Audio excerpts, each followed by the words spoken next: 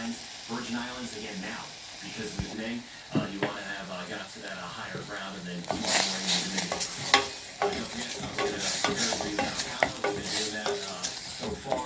Yeah, thinking of our friends in Guadeloupe, St. Kitts, and be part of this weather community. You can see it in the comments. Let me know what's going on where you are, if you can do so safely in the comments. That kind of helps out other folks in different islands. No island.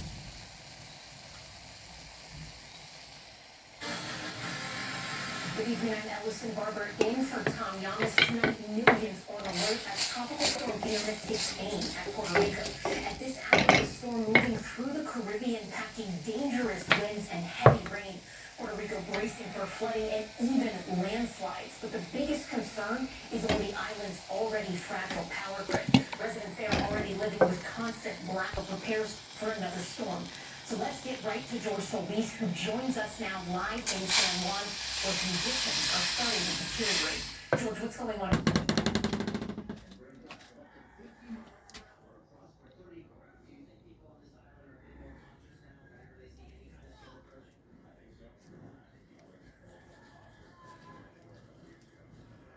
Of any storm is cause for concern, especially for a place that provides critical care. There's still some uneasiness, would you say, with any storm that approaches? I think the more that you prepare and the more % chance that this will turn safely out to sea. To Washington now, President Biden is meeting for the first time in person with the families of WNBA star Brittany Griner and Whelan. The U.S. says both wrongfully detained in Russia, that their cases are still front of mind. We are working on it every day, and just because we don't say something or you don't see something doesn't mean it's not happening. It's been 7 weeks since the Secretary of State proposed a trade, believed to be convicted Russian arms dealer Viktor Bout for Griner and worse since the Cold War. As Russia's foreign minister comes to the UN in New York next week for the first time since the invasion. Is this having a direct impact on the detention of Brittany Griner, Paul Whelan? It will not be business as usual with the Russians. Their actions related to American citizens are unacceptable, and we will continue to put pressure on them. Former UN Ambassador Bill Richardson traveled to Moscow last weekend on behalf of the families. The Kremlin says no official meetings took place, and his visit was not coordinated with the State Department. Our concern is that anything other than negotiating further through the established channel is likely. The relationship had certainly frozen because of the invasion of Ukraine, but now there's a lot at stake. Yeah. They were destroying everything, he says. For 6 agonizing months, residents say they were at the mercy of the Russian military. describe for me the moment when you realized. Would that deter you from running for president again? I don't think the people of the United States would stand for it. And as you know, if a thing like that happened, I would have no prohibition against running. You know that. You I do, and that's what I want people to understand. That would not take you out of the arena. It would not. But I think if it happened, I think you'd have problems in this country, the likes of which perhaps we've never seen before. They allegedly sold her. And the prison sentence for a father who brought his 2-year-old child into an elephant enclosure. How long he's expected to stay behind bars. Stay with us.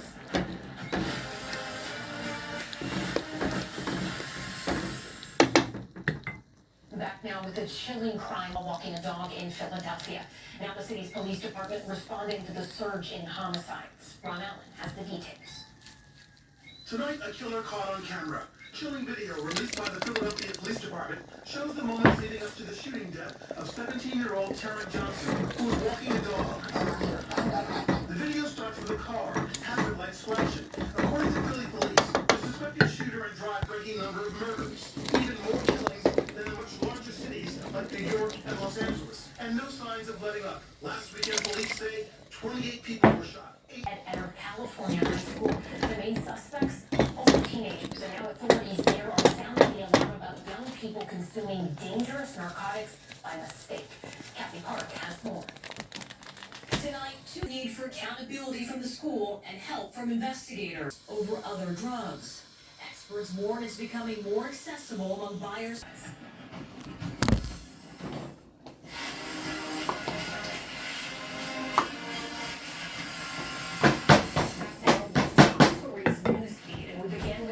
In in Florida for a young rower.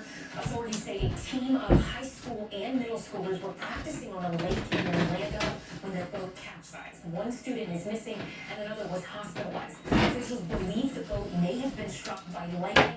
Dive teams are now searching for the missing child. A father who carried his toddler into an elephant enclosure is going to prison. You might remember this video showing an elephant charging at the man and his 2-year-old daughter at the San Diego Zoo in 2021. No one was hurt, but authorities say he climbed through multiple barriers to get in. He was sentenced to 9 months in prison and 3 years probation for endangerment charges.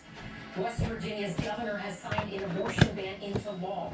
The new law bans abortion at all stages of pregnancies and has excluded emergencies and for rape or incest up until 8 weeks of pregnancy for adults. Victims must also report an assault to police at least 48 hours before the procedure. It's the second state to ban abortion since closing. The play will have its final performance in February, just 1 month after it marks 35 years on Broadway. The show has been struggling to cover costs since the pandemic. It will continue to run in cities around the world, including London. Now to top stories, Global Watch and the deadly building. So far, no deaths or injuries have been reported. Equipment was shut off inside the building, which has impacted cell service in the area. The cause of the fire is under investigation. And Mexico is holding Independence Day events for the first time since the pandemic.